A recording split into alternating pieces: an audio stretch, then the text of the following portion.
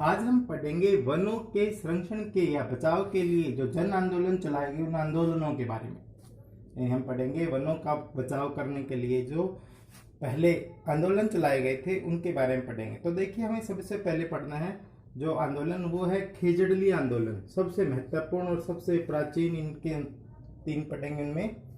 तो याद रखना, खेजड़ली क्या है? खेजड़ली एक गांव है। कहाँ पर है? जोधपुर में है। और खेजड़ली आंदोलन की घटना हुई कब? तो 1730 एडी में। A for anno, D for Domini, जिसे आप ईस्वी कहते हैं, उसे एनो डोमिनी भी कहा जाता है। अब खेजड़ली में के टाइम जोधपुर के महाराजा होते थे अभय सिंह। महाराजा का नाम क्या? अभय सिंह। महाराजा अभय सिंह को अपने महल बनाने के लिए आवश्यकता पड़ी लकड़ियों की, इसलिए उन्होंने अपने सेवकों को भेजा, यानी अपने नौकरों को भेजा। उनके सेवक गए और उनके सेवक जाकर वनों की कटाई करने लगे। इन वनों की कटाई को रोकने के लिए, वनों की रक्षा के लिए अपनी पुत्री व 363 सहयोगियों के साथ एक लेडीज थी जिनका नाम था अमृता देवी बिश्नोई। आपको कई बार इनका नाम अमृता देवी बेनीवाल मिलेगा, तो ये बेनीवाल बिश्नोई थी। अमृता देवी बिश्नोई, इन्होंने अपनी वनों की रक्षा के लिए अपनी पुत्री व 363 सहयोगियों के साथ अपना बलिदान दिया और वनों की रक्षा की। इसलिए इनकी याद में अमृता देवी बिश्नोई पर्यावरण पुरस्कार दिए जाते हैं। राजा महाराजा अभय सिंह को जब इसकी सूचना मिली तो राजा ने वनों की कटाई को रोक दिया। इस घटना की याद में, याद रखना है, भाद्रपद शुक्ल दशमी को, यानी भाद्रपद माह में विश्व का एकमात्र वृक्ष मेला लगता है। कहाँ लगता है? खेजड़ली के अंदर। तो हमने पढ़ा, खेजड़ली जोधपुर का गांव है जहां पर 1730 ईस्वी में महाराजा अभय सिंह के महल के निर्माण के लकड़ियों की आवश्यकता थी। उन्होंने अपने सेवकों को भेजा लकड़ी काटने के लिए। तो अमृता देवी बिश्नोई ने वनों की रक्षा के लिए अपनी पुत्री व 363 सहयोगियों के साथ प्राणों का बलिदान दिया। जब राजा को इसकी सूचना मिली तो राजा ने वनों की कटाई को रोक दिया। इस याद में भाद्रपद माह में विश्व का एकमात्र वृक्ष मेला लगता है जिसे खेजड़ली मेला कहते हैं। और अमृता देवी की याद में अमृता देवी पर्यावरण पुरस्कार दिया जाता है। ठीक है भाई। दूसरा जो आंदोलन चलाया गया उसका नाम था एपीको। तो याद रखना है, उत्तराखंड के अंदर एक जिला है गहड़वाल जिला। उत्तराखंड के गहड़वाल जिले के अंदर 1973 में वनों की कटाई होना शुरू हुआ। ऊंचाई वाले क्षेत्रों से वनों की कटाई करना शुरू किया गहड़वाल जिले में। तो सुंदरलाल बहुगुणा के नेतृत्व में लोग वनों से चिपक गए और चिपक कर इस वनों की रक्षा की। क्योंकि लोग वनों से चिपक कर वनों की रक्षा की, तो चिपकने के कारण इसका नाम पड़ा चिपको आंदोलन।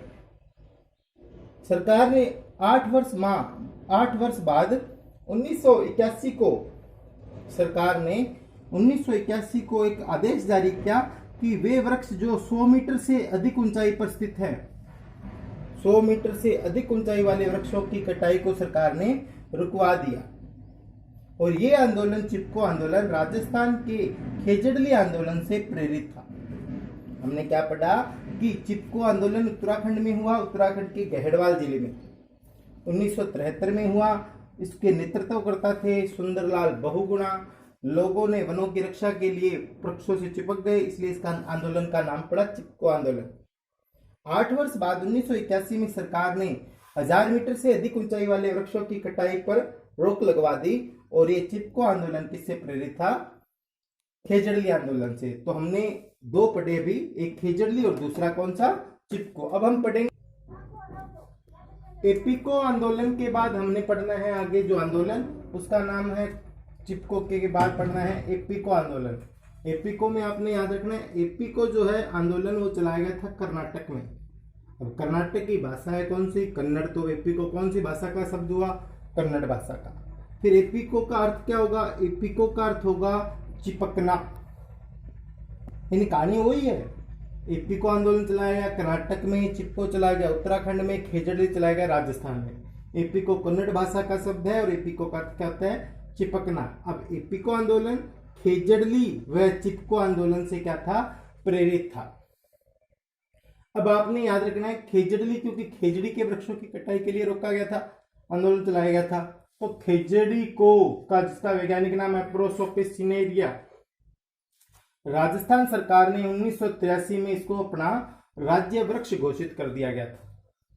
राजस्थान सरकार ने 1983 में खेजड़ी को क्या किया, अपना राज्य वृक्ष घोषित कर दिया। अब हमने पढ़ना है कोयले के बारे में। कोयला क्या होता है? कोयला एक कार्बनिक ठोस होता है, पहली बात। दूसरा, कोयला ऊर्जा का महत्वपूर्ण स्रोत है। जितने भी ऊर्जा के स्रोत प्रयुक्त होते हैं उनमें से 35 से 40% ऊर्जा, जितनी भी ऊर्जा प्राप्त होती है 35 से 40% ऊर्जा हमें किससे प्राप्त होती है? कोयले से। फिर कोयले में होता क्या है? कोयले में कार्बन के अतिरिक्त फास्फोरस, नाइट्रोजन, हाइड्रोजन, ऑक्सीजन, गंधक यानी सल्फर व कार्बनिक द्रव होते हैं कोयले में। Carbon, phosphorus, nitrogen, hydrogen, oxygen, गंधक और कार्बनिक द्रव भरे होते हैं। अब कोयले के 4 प्रकार होते हैं भाई, याद रखने की ट्रिक है। ABLP, एक ABBP है छात्र संगठन अखिल भारतीय विद्यार्थी परिषद, लेकिन इसका नाम क्या है? ABLP।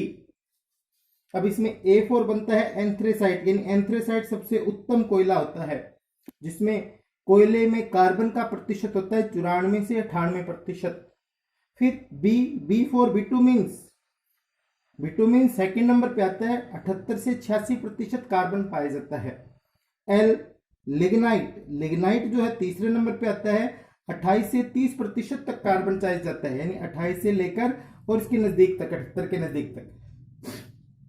P4 पीट में 27 व उससे कम प्रतिशत कार्बन का होता है। अब आपने एक चीज और याद रखना है कि ट्रिक याद रखना है, ABLP, A सबसे बढ़िया, B उसके बाद, L उसके बाद, P उसके बाद। A4 anthracite, B4 bitumen, L4 lignite और P4 पीट।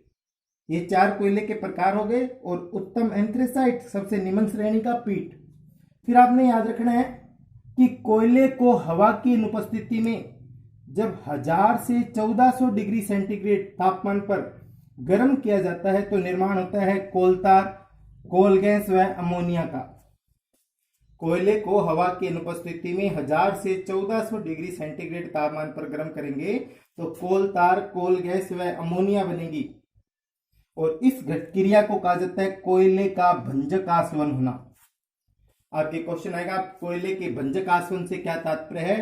तो आपने लिखना है कोयले को हवा की अनुपस्थिति में 1000 से 1400 डिग्री सेंटीग्रेड ताप पर गर्म किया जाता है तो कोल तार, कोल गैस व अमोनिया का निर्माण होता है। इसे भंजक आसवन कहते हैं। तो आज हमने पढ़ा कोयला